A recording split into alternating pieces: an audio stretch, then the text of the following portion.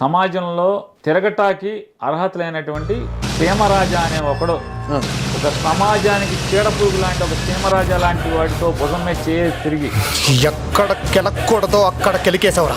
నీలాంటి బఫూన్ నాడు సమాజంలో తిరగకూడదు. పేరుని నాని గుర్తుపెట్టుకో.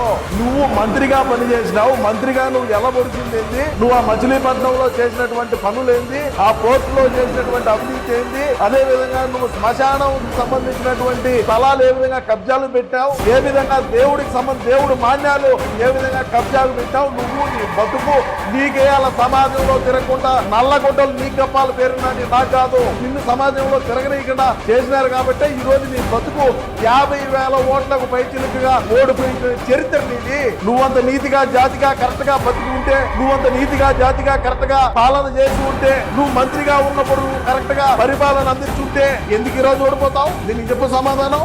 దీనికి చెప్పు సమాధానం. నువ్వు నన్ను అంటావా? కరెక్ట్ గా మాట్లాడు, కరెక్ట్ గా ఉండు. సమాజంలో తిరగకుండా ఉండలేనన్ని తప్పులు నేనేం చేశాను రా? హౌలే చేసింది మన జగనన్న. దొంగ షెల్ కంపెనీలు పెట్టి 16 నెలలు అవినీతి అమ్మాబొగుడు సొమ్మంతా సొప్పి తిని 16 నెలలు జైల్లో ఉండుతున్నాడు రా. ఇటువంటి వాళ్ళు సమాజంలో ఉన్నారే. మరి అన్నకి తమ్ముడు నాదోడిపోయాడు, పేదోడు వాదోడు ఉంటూ తప్పంటావా?